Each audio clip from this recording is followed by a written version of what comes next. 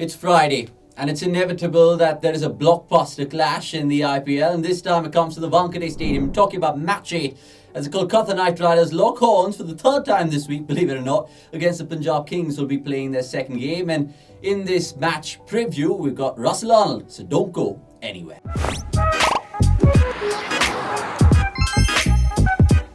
Yup, my name's Avnish Hegde. You're watching the cricket.com platform. Before we get ahead with this video, please subscribe, like and share as much as possible because there's a lot of tasty content coming up.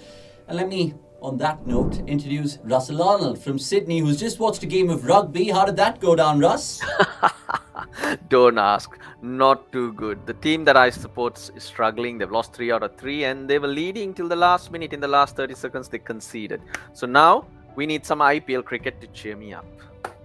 Cheer you up indeed. So let's of course put this out for you in terms of the head-to-head first, because KKR fans would be pleased going into this fixture because they've always enjoyed some success against Punjab, but since 2020 it's two pieces in terms of 2 wins apiece, I should say, for both sides. Enough of that, Russ. Let's get straight into asking you about some pointed questions, should we say, because I was listening to Brendan McCullum last night after the RCB game, and he was of course conceding the fact that they actually really impressed with the intent that they showed, especially while batting first. Now, is that a ploy that they can stick with, or do you think they should have a stabilizer as well? Well, you'd like to think that you need to stabilize, but the thing is, the coach's thinking is what goes through. And that's Brendan McCullum. How did he play his game? That's what he believes in. That's what KKR will look to do. And looking at the further down the order, they have players who can win it from anywhere. And we've seen that happen in the past. He's banking on those players such as Andre Russell, Pat Cummins to come in as the tournament goes on. And even last year, they surprised everyone when they almost nicked a game from nowhere. They'd lost 5-6 wickets for nothing, but they came at it. So if they can get the top right and even set it up, they will be very, very dangerous. And I reckon that attitude, if you don't doubt your game plan and you buy into it, it tends to work for you. Last season, it did work for the Knight Riders. Yes, you're going to mess up here and there. You might lose 1 or 2 games or maybe even 3 or 4, but it's a long tournament. You will find your way to the knockouts, and once you're there, it's about sneaking through, or if you're on top of your game and things are going well, that you trample your opposition. So that'll be the mantra. Brendan McCullum, well, what else do you expect from his team, Avanish? Yeah, absolutely. It's a double-edged sword, Russ. I completely agree with you. Let's, of course, talk about Punjab Kings, because they impressed everyone with the bat in hand, but on paper, or generally by the looks of things, they have the weakest bowling lineup, you reckon, Russ? It's hard to say. If it's again how you look at the game. If you are going to back your batting and you can chase 180, 190 consistently, so what? If you have a better bowling attack and you're able to keep teams more often for 150, then your batting might be different. So I think the Punjab Kings have got it worked out. I think the bowling, as you say, might not be as strong, but they can do a job. I don't think we saw the best of them. I mean, Odean Smith had an ordinary game, you would say, but I've seen him bowl. I've seen him get that ball through. I think as time goes on, he'll get used to these conditions. He'll get used to the pace of the game and to his role, and he will surprise a few of the opposition for sure. So I don't think we need to look too deep into how weak their bowling lineup is. I think it's effective. It will also come down to how you want to build your team. 6 batsmen, 7 batsmen. Let's have a batting lineup that can chase down a lot more runs, so we are okay if we can get through it. That's the way to go, Avanish. It doesn't have to be the strongest. It'll depend on your core players and what their strengths are, and you try to balance it out with the rest and come up with your game plan. Okay, let's stick with that Punjab bowling, because even if Rabada comes back, it's a straight swap, we're presuming, with Sandeep Sharma, of course, going up, because they played just 3 foreigners, remember. Now, that bowling in terms of their 4th, 5th and 6th bowler, Russ, it's still a big ask if you look at it, to bowl 8 overs. And then you take a look at the fact that they're playing KKR this time around, who absolutely thrive against spin. So that's going to be interesting, you feel? It will be, but then again, Rahul Chahar, he's experienced. You would go to him. He's got a bit of tricks up his sleeve, and you have to back your bowling lineup. You have to have your variations, and hopefully they come up with it. Of course, it's not a spin-heavy bowling lineup in the sense they do have those seaming options covered. Liam Livingstone, he's a clever little operator. He's a batsman and he bowls thinking like a batsman. He'll poke it here, he'll poke it there, he'll bowl some off breaks, and he will be useful too. So I think they will get by.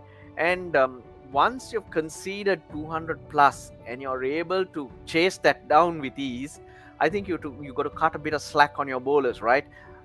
You can't decide on how the pitch is after seeing one team bat. Both teams went on to score lots of runs, so take it easy on the bowlers, my man. Absolutely. Now, having said that though, Russ, do you think they will struggle at defending totals this season? Because look, we all know what they did with the chase against RCB. They aced it.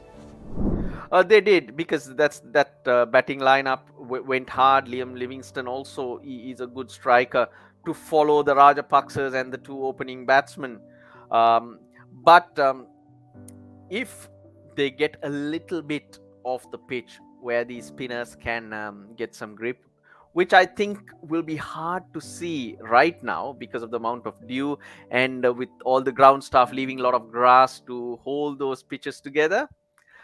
It could be a problem, but with Rabada coming back, it's a different ball game, and Odin Smith lifting his game, I'll tell you, they'll look different.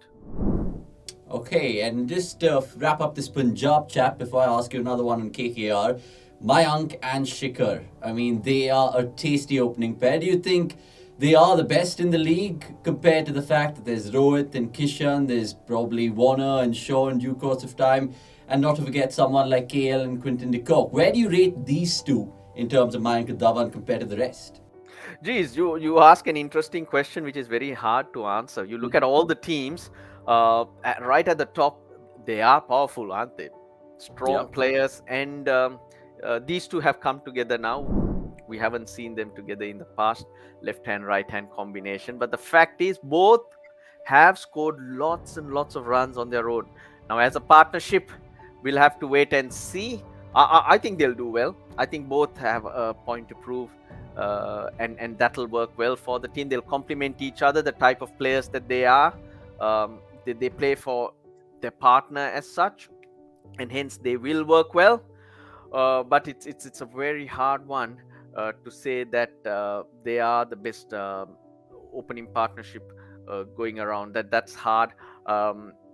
Delhi with Warner coming back, that's going to be a good opening partnership as well. You mentioned Rohit and Kishan. Are you asking me to pick one? Because yes, please. Oh God. I think I'll go with the Delhi pair. I think I like the look of that. Okay, we'll see how that transpires. We can't forget KL Rahul and Quinton de Kock, right? I'm going there. I just jumped ship. Yeah, there's something about Russel Arnold signing LSG. We saw that as well, because maybe, I don't know, he has a close connect with Dushman Chamira. But look, let's just wrap this preview up by asking a pivotal question about a pivotal man in the KKR setup of things, Henry Russell. Now, he's been expensive of late in the death overs, and plus they need to look at his workload and manage that from a franchise point of view. Now, what I want to ask you is the fact that in the absence of a reliable death bowler, is there a case of adopting a strategy, Russ, where KKR say, you know what, we'll choose 4 bowlers to bowl the last 4 overs, maybe 2 pace and 2 spin? Is that a chance? Probably not 2 pace and 2 spin. Probably to try and stay unpredictable is the way to go. Looking at how the game's going, I mentioned the dew factor. Spinners bowling in that depth, they will struggle to grip the ball, and they could go for plenty. So the ideal way to go is to try and get the spinners out of the way and try and get wickets early before the ball gets too wet, and let the bowlers settle in. They do have a few options. I think Andre Russell is a must for them, but the unpredictability of his fitness will cause concern. But there are days that he can show up, so he will be, if he's in the team, they will look to him with his power on the shoulder in the last minute. All Russell's are pretty strong there. They'll surprise guys. So you hope he comes good, and Team Southie, and you'll have to trust Umesh Yadav at the death, I guess. Well, I take your point, but spin is not the way to go. Those last 3-4 overs, you probably need to have an overreach from your seamers. Okay, fantastic to hear from one Russel on the other. And on that note, it's time to, of course, just get Russel Arnold's predictions for this one, because he's been all over the place, should we say. But look, in all honesty, who are you going for? Kolkata or Punjab? East or West? Who's going to decide this? I'll go Punjab.